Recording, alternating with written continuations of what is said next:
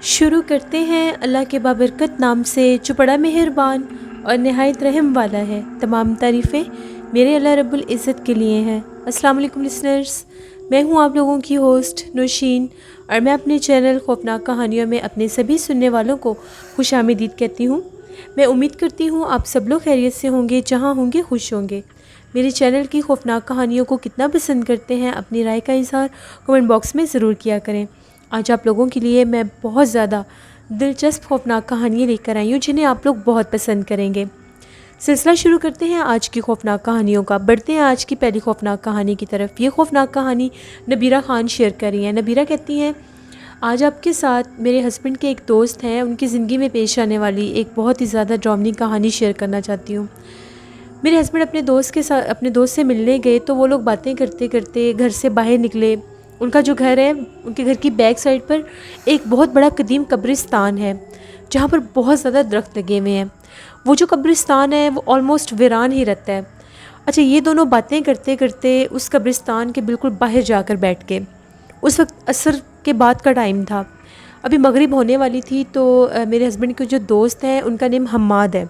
तो हम्माद ने मेरे हस्बैंड से ये कहा कि आओ ये गुनिया का जो दरख्त लगा हुआ है यहाँ से गुनिया तोड़ते हैं। वो मेरे हस्बैंड का ये कहना था कि नहीं, तुम्हारा दिमाग ख़राब हो गया है, अभी मगरिब की अजान हो जाएगी, इस टाइम दरख्तों पर नहीं चढ़ते। उसने ये कहा कि कुछ भी नहीं होता, तुम फजूल में वहम कर रहे हो, चलो मैं तोड़ता हूँ, तुम इकट्ठे करते जाओ। जिस पर मेरे हस्बैंड का ये कहना था, नहीं मैं तो नहीं आ रहा इस दरख्त के पास, तुम्हें जो करना है करो। हमारा जैसे ही गुनिया के दरख्त के पास गया, पत्थर मारकर उनको तोड़ने लग गया। मेरे हस्बैंड उसको बार बार रोक रहे थे कि मत मारो, पत्थर मत तोड़ो, ये टाइम ठीक नहीं है, लेकिन वो मान ही नहीं रहा था। वो ये कह रहा था कि नहीं, ऐसे तो टूट ही नहीं रहे हैं, मुझे ऊपर चढ़ना पड़ेगा। तभी वो देखते ही देखते दरख्त के ऊपर चढ़ गया। उस वक्त तक भी मेरे हस्बैंड उसको मना कर रहे थे, लेकिन वो नहीं सुन रहा था। जैसे वो दरख्त के ऊपर चढ़ा, अभी इसको दरख्त के ऊपर चढ़े हुए कुछ ही मिनट्स हुए होंगे, एकदम से वो बहुत ज़ोर से नीचे गिरा और चीखने चिल्लाने लग गया। जैसे मेरे हस्बैंड ने उसकी चीखों पुकार सुना, वो भागे उसकी तरफ उसको उठाने के लिए। उन्होंने बहुत कोशिश की कि उसको उठा सकें, लेकिन उससे उठा ही नहीं जा रहा था। एकदम से वो ऊपर की तरफ इशारे करने लग गया कि दरख्त के ऊपर देखो। जब मेरे हस्बैंड ने ऊपर देखा, मेरे हस्बैंड बहुत ज़्यादा डर गए। वो भी डर के मारे चीखे मारते वहाँ से भागे कि मैं लोगों को लेकर आऊँ और किसी तरह से इसको यहाँ से उठाऊँ। भागते भागते वो काफ़ी ज़्यादा मोहल्ले के लोगों को लेकर आए। तो हमाद को उठा के उसको घर लेकर गए और उसकी अम्मी को सारी बात बताई। जैसे ही हमाद को घर लेकर आए, हमाद की हालत बहुत ज़्यादा ख़राब थी। वो बहुत ज़्यादा बुरी तरह से चीख रहा था और बार बार ये कह रहा था कि मुझे एक दफ़ा माफ़ कर दो, मैं दोबारा यहाँ पर नहीं आऊँगा, मुझे एक दफ़ा माफ़ कर दो। जब मेरे हस्बैंड ने उनकी अम्मी को सारी बात बताई, वो बहुत ज़्यादा परेशान हो गई। तभी सब ने ये कहा कि ये कब्रिस्तान का दरख्त था, शाम का टाइम हो गया था, तो शायद जिन्नात वाला कोई मामला लगता है, तो किसी आमिल को बुलाना पड़ेगा।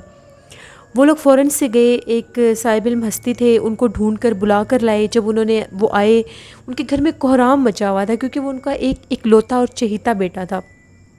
जैसे वो आमिल आए, उन्होंने पढ़ाई करना शुरू कर दी और पढ़ाई करते करते उन्होंने हम्माद को बालों से पकड़ लिया, चोटी की तरफ से बालों से पकड़ लिया और पूछने लगे कि जल्दी से बोलो तुम कौन हो और इसे क्यों सता रही हो। तभी उसके जिस्म में एक औरत बोलने लगी और वो ये कह रही थी कि मैं यहाँ पर 100 सालों से भी पहले की रहने वाली हूँ, इस गुनिया के दरख्त के ऊपर। इसी वजह से ये कब्रिस्तान भी वीरान है, यहाँ पर कोई भी नहीं आ सकता। ये हमारे दरख्त के ऊपर आया और इसने वहाँ पर आकर पत्थर मारे, मेरे बच्चों को इसने ज़ख्मी किया। उसके बाद ये दरख्त के ऊपर चढ़ा और टहनियों को, जहाँ पर हमारे घर है, उनको ये बार बार तोड़ने की कोशिश कर रहा था। मैं इसको नहीं छोड़ूंगी, इसने मेरे बच्चों को भी नुकसान दिया है और मेरे घर को भी नुकसान दिया है। जितने बड़े मर्जी आमिल को लेकर आना है लेकर आओ, मैं इसको नहीं छोड़ूंगी। बहुत ज़्यादा उसकी हालत ख़राब थी, चीखें मारता था, यहाँ तक कि वो ख़ुद को भी मारने लग गया।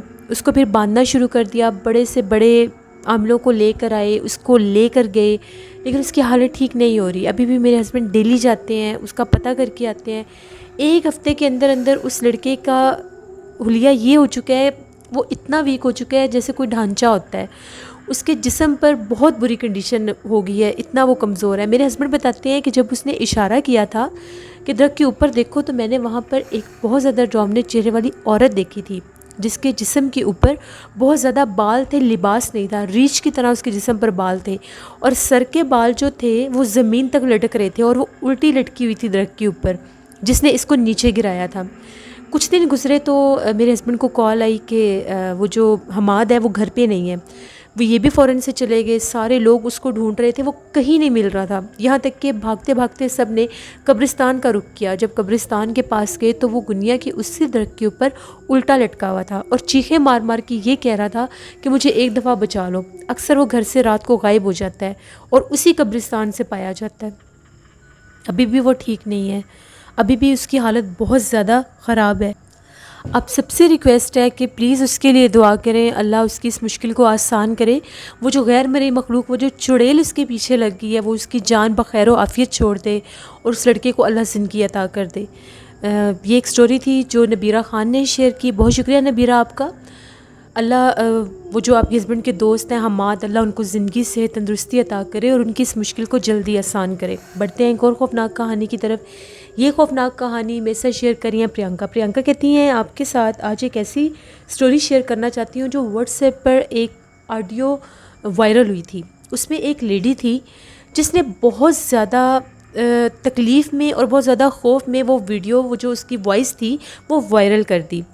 हम लोगों ने भी बाकायदा वो सुनी। वो जो औरत थी उसने अपना नेम नहीं बताया, ना ही उसने उस टाउन और कॉलोनी का नेम बताया। वो हद से ज़्यादा खौफज़दा थी। उसका ये कहना था कि हम लोग एक कॉलोनी में रहते हैं, वो पूरा एक टाउन है, वहाँ से 20 से 25 घर हैं, मकान है, इसके अलावा और भी घर हैं। तकरीबन आप ये कह सकते हैं कि 50 से 60 घराने वहाँ पर आबाद हैं। उस टाउन में एक बहुत ही ज़्यादा डरावनी मखलूक ने लोगों का जीना हराम किया हुआ है। उसको बदरू कह लें, उसको जिन कह लें, उसको चुड़ैल कह लें, उसको शैतान कह लें, या उसको जो कुछ मर्ज़ी कह लें, उसने वहाँ पर लोगों का जीना हराम किया हुआ है।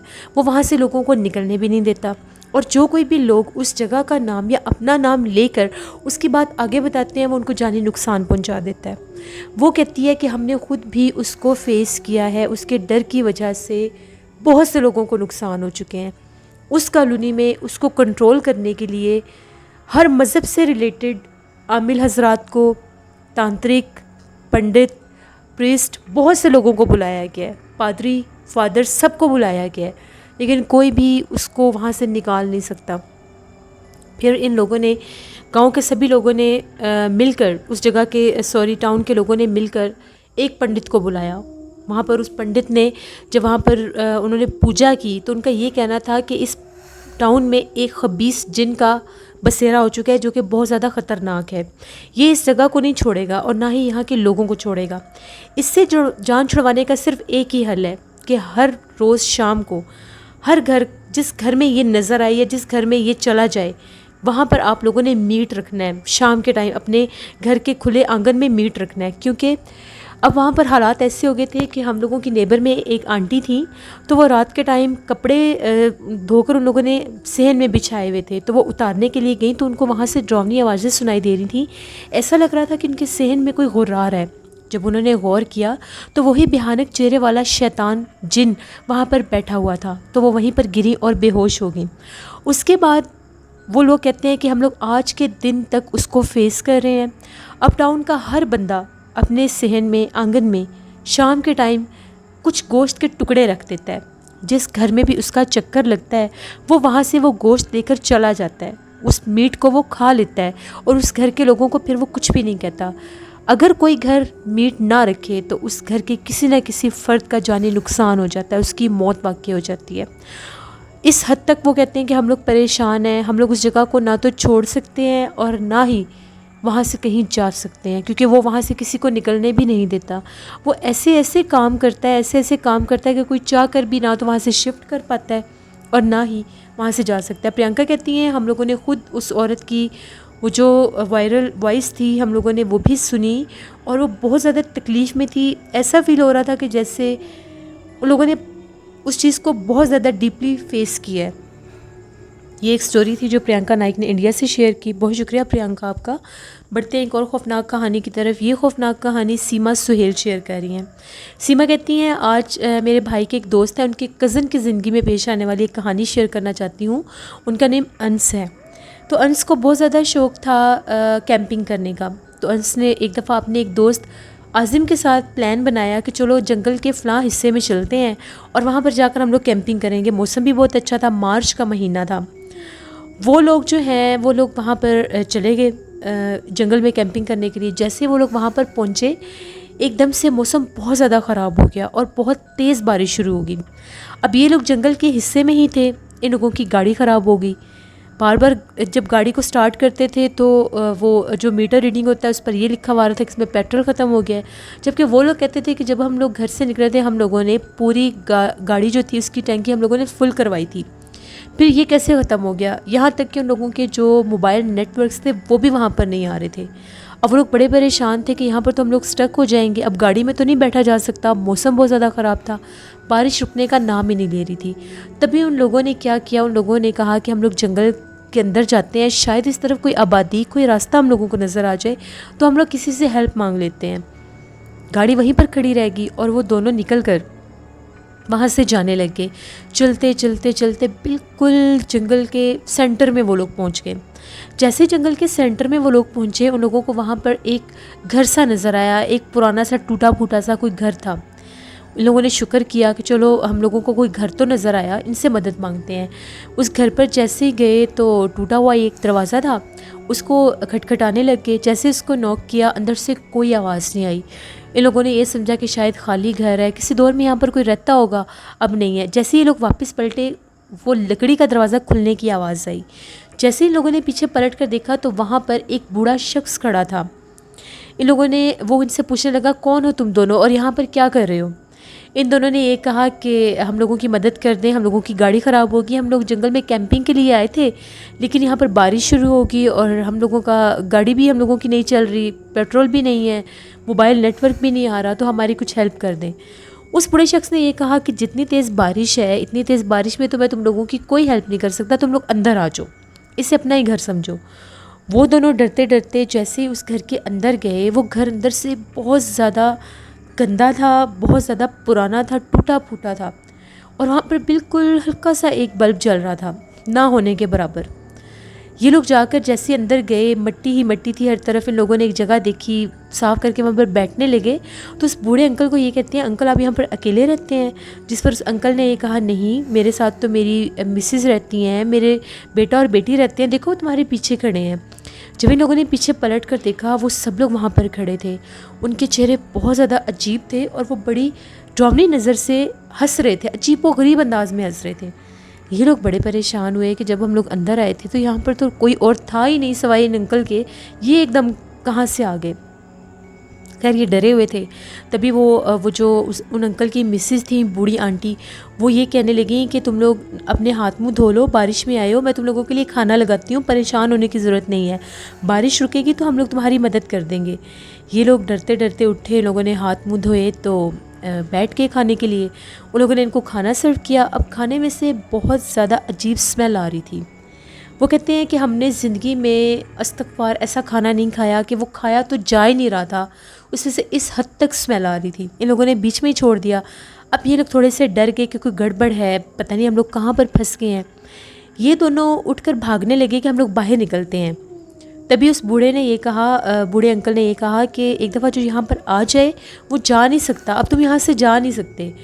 जो अंश था उसने सीढ़ियों के ऊपर भागना शुरू कर दिया। वहाँ पर सीढ़ियाँ थी, सीढ़ियों से भागता भागता ऊपर आया तो वो जो आज़िम था उसको आवाज़ें दे रहा था कि यहाँ से अब हम नहीं निकल सकते, वापस आ जाओ। अंश ने भागते भागते जब छत पर गया तो सारे उसके पीछे भागे उसको पकड़ने के लिए। उसने ऊपर से छलांग लगा दी, नीचे गिरा तो उसके सर पर चोट लग गई। उसको ऐसा लगा जैसे उसका सर ज़ख्मी हुआ है और उस पर जैसे बेहोशी सी तारी हो गई है। इसके बावजूद उससे जितना भागा जाता था वो भागना उसने शुरू कर दिया। काफ़ी टाइम के बाद, लाइक 6-7 घंटे के बाद उसकी आँख खुली तो उसको बर्ड्स बोलने की आवाज़ें आ रही थी, परिंदों की चहचहाने की आवाज़ें आ रही थी और सूरज की रोशनी उसके चेहरे पर पड़ी तो वो क्या देखता है कि वो कब्रिस्तान में एक कब्र के ऊपर पड़ा हुआ है। उसके सर से जो खून बहा था वो उसकी पूरी शर्ट पर लगा हुआ था। उससे थोड़े ही फासले पर आज़िम भी पड़ा हुआ था। वो भागता हुआ जैसे ही उठा आज़िम के पास गया तो आज़िम की डेथ हो चुकी थी। उसकी आंखें इस हद तक खौफ से खुली हुई थीं जैसे उसने किसी बहुत ज़्यादा डरावनी मखलूक को देख लिया है। जैसे उसने अपना मोबाइल चेक किया, मोबाइल पर नेटवर्क आ रहा था। उसने फ़ौरन से अपने घर पर कॉन्टेक्ट किया, आज़िम के घर पर बताया, पुलिस आ गई, मीडिया आ गया। उन लोगों ने सारी रिकवरी की, वहाँ पर उनको उठाया, उनको लेकर गए हॉस्पिटल। उसके बाद उस जगह पर गए, जब पुलिस को वो जगह दिखाई गई, वहाँ पर दूर दूर तक किसी घर का नामो निशान नहीं था, वहाँ पर कुछ भी नहीं था। वो लोग वापस आ गए। आज़िम की हालत बहुत ज़्यादा ख़राब थी, उसको आज़िम अंस की हालत बहुत ज़्यादा ख़राब थी, आज़िम की डेथ हो चुकी थी। फिर उन लोगों ने उसको किसी आमिल साहब से, किसी साहिब इल्म हस्ती से दम वगैरह करवाया कि इसकी कुछ हालत सुधरे, पता लगे कि इनके साथ हुआ क्या था। जब उसने सारा माजरा बताया तो वो जो आमिल थे उनका ये कहना था कि तुम्हें इस तावीज़ ने बचाया जो तुम्हारे गले में था।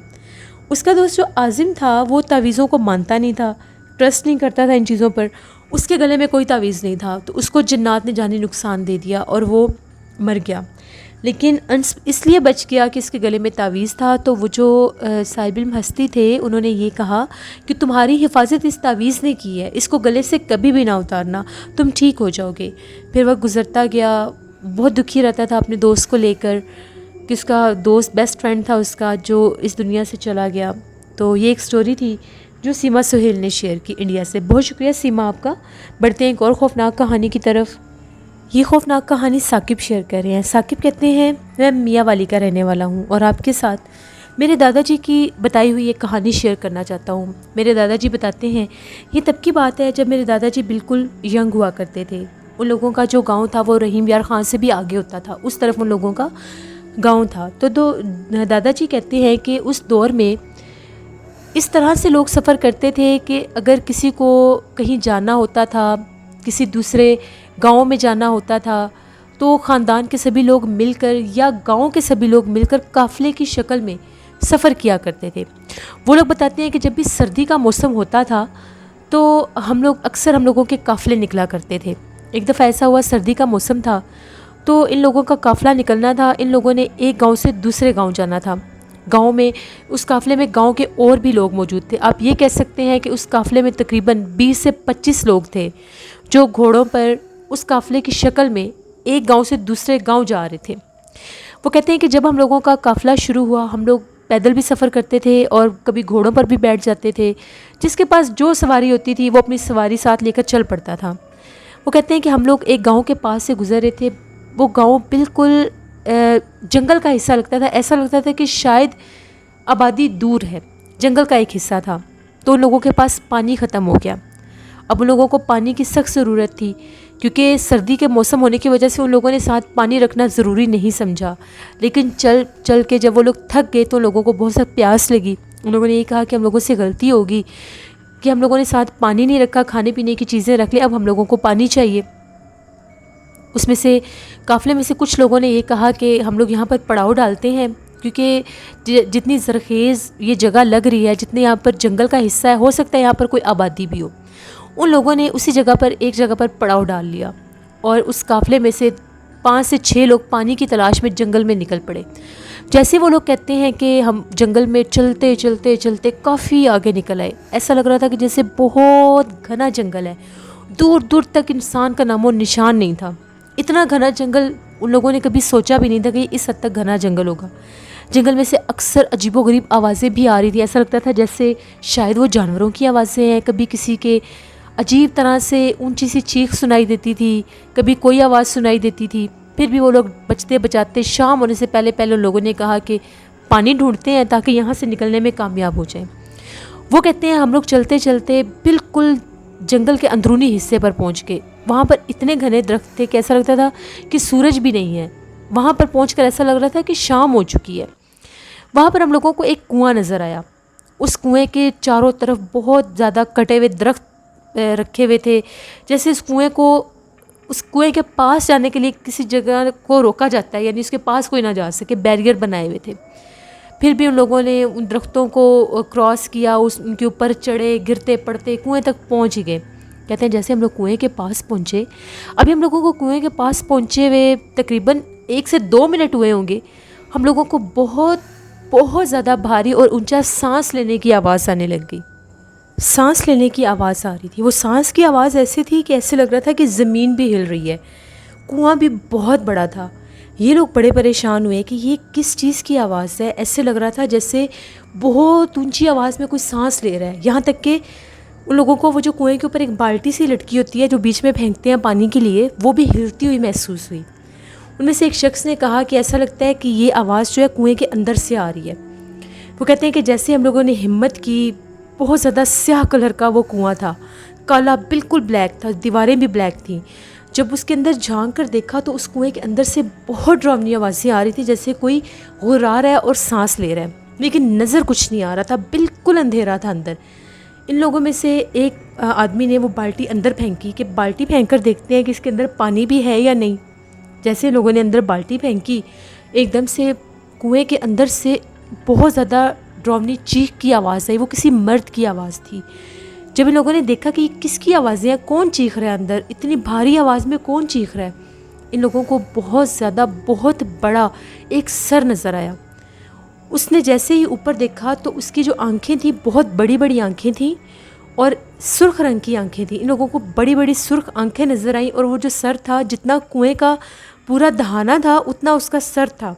जब इन लोगों ने उस चीज़ को देखा, इन लोगों ने तो भागना शुरू कर दिया। जैसे इन लोगों ने वहाँ से भागने की कोशिश की, उन कटे हुए दरख्तों के ऊपर चढ़े। पूरे जंगल में जैसे कोई आंधी या तूफ़ान शुरू हो जाता है, दरख्तों ने झूलना शुरू कर दिया, मिट्टी उड़ने लगी। इन लोगों को यूँ लगा कि जैसे बहुत ज़्यादा तूफ़ान बरपा हो चुका है। फिर भी ये लोग भागते गए। इन लोगों को अपनी जान बचाने के लिए ये लोग इतना भागे। इन लोगों को जब ये लोग भाग रहे थे तो इनको ऐसा लग रहा था जैसे इनके पीछे स्याह कलर का कोई हाथ है, बहुत बड़ा हाथ है, लेकिन उसका वजूद नहीं है, वो हाथ है, और वो हाथ है भी बहुत बड़ा। ये लोग भागते भागते एक छोटी सी आबादी थी, वहाँ पर पहुँच गए। चीखो पुकार करते करते उस आबादी में गए। जैसे आबादी के कोने पर पहुँचे, ये लोग सब गिरे और बेहोश हो गए। जब लोगों ने देखा कि ये कुछ आदमी है जो जंगल से भागते हुए आए हैं और गिर पड़े हैं, उन सबको उठाकर एक जगह पर लेकर गए। जैसे गांव का एक चौराहा सा होता है, पानी फेंके इनके मुंह के ऊपर, इनको कुछ होश आया। ये लोग डरे हुए थे, इन लोगों की हालत बहुत ज़्यादा ख़राब थी। चारों तरफ से ऐसी आवाज़ें गूंज रही थी जैसे गधे हाँक रहे हैं। गधों के हाँकने की आवाज़ें आ रही थी, जैसे सैकड़ों की तादाद में गधे हाँक रहे हैं। गांव के लोगों से जब पूछा कि हम लोगों को बताया कि हम लोग जंगल से दूसरा हम लोगों का काफ़िला वहाँ पर पड़ाव डाला हुआ है काफ़िले ने, हम लोग पानी की तलाश में थे, हम लोग जंगल में आ गए। वहाँ पर एक कुआं नज़र आया जिसके चारों तरफ कटे हुए दरख्त जुड़े हुए थे। फिर भी हम लोग जैसे कैसे करके उस कुएं तक पहुँच गए, लेकिन उस कुएं पर पहुँचने के बाद ये सब हुआ। उनमें से एक बहुत ज़्यादा उम्र रसीदा बूढ़ा शख्स बैठा हुआ था जिसकी उम्र 80-90 साल होगी। उसने ये कहा कि उस कुएं में आज से तकरीबन 70 साल पहले, उससे भी 70 साल पहले, एक पीर साहब ने एक देव को कैद किया था। वो जो देव था उसका बसेरा उस गांव में बहुत बड़ी एक पानी की नदी थी, जैसे दरिया होता है, उसके ऊपर उस देव का बसेरा था। तो वो लोगों का बहुत ज़्यादा जानी नुकसान करता था। तो एक बहुत बड़े सैयद आमिल थे जिन्होंने उस देव को वहाँ पर उस कुएं में कैद किया हुआ था, और वहाँ पर कोई जाता ही नहीं है। उस देव को वहाँ पर कैद करने की वजह से वो सारा इलाका इस गांव वालों ने छोड़ दिया था, जंगल का वो हिस्सा। वहाँ पर दरख्त इसलिए जोड़ दिए गए थे कि वहाँ पर कोई गलती से जा ना सके, लेकिन फिर भी तुम लोग वहाँ पर पहुँच गए। लोगों की हालत बहुत ज़्यादा ख़राब थी। फिर उन लोगों ने, गांव वालों ने उनकी मदद की, जैसे कैसे करके उनके काफ़िले तक पहुँचे। अंधेरा हो गया, रात होगी, जंगल के उस हिस्से से गुज़रना नामुमकिन था। फिर वो लोग दूसरे रास्ते की तरफ से उनके काफ़िले तक पहुँचे। फिर वो दादाजी कहते हैं कि उनके उस काफ़िले ने उस गाँव में वो रात गुजारी, क्योंकि उस देव की वजह से जहाँ पर उसका सारा बसेरा था वहाँ पर रात को सफ़र करना नामुमकिन था। ऐसा आंधी तूफ़ान और ऐसे वो मिट्टी के तूफ़ान चढ़ते थे कि वो इंसानों को ख़त्म कर देते थे। वो सारा कुछ उस देव की वजह से होता था, क्योंकि वो उस कुएं से तो बाहर निकल नहीं सकता था, लेकिन उसके सराउंडिंग में जितना भी हिस्सा था वहाँ तक उसका असर था। और वो काला हाथ जो लोगों को नज़र आया था वो भी उसी का था। फिर दादाजी कहते हैं कि अगले दिन हम लोग वहाँ से निकले। गाँव की छोटा सा गाँव था, लेकिन लोग बहुत अच्छे थे, उन लोगों ने हमारी बहुत मदद की। हम लोग फिर अपने उस जहाँ पर उन लोगों ने जाना था वहाँ पर गए। कुछ दिन, 15 से 20 दिन वहाँ पर जहाँ पर उनका काफ़िला रुकता था वहाँ पर रुके।